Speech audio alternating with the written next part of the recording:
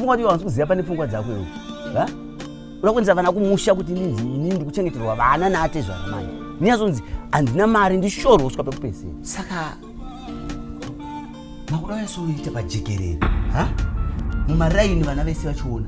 Topa zvazosvika. Iyo unoziva kuti Barombe akatomboda zvokuzvinzwa zvaona ndoita zvekutsvagana nemabasa izvi. Nezvokuti mukadzi aende kubasa.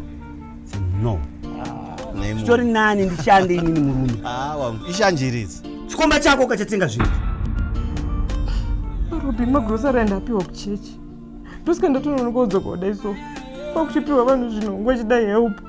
Saka waenda kuchechi kunoudza vanhu kuti kudai help manje. Grace, are you serious? Ndinoda kubata murume babo. Hama. Hapana izwi rinonzi kurwa pakati pababa namai. Imimi sababa mutofanira kuwanikwa mutsiva namai.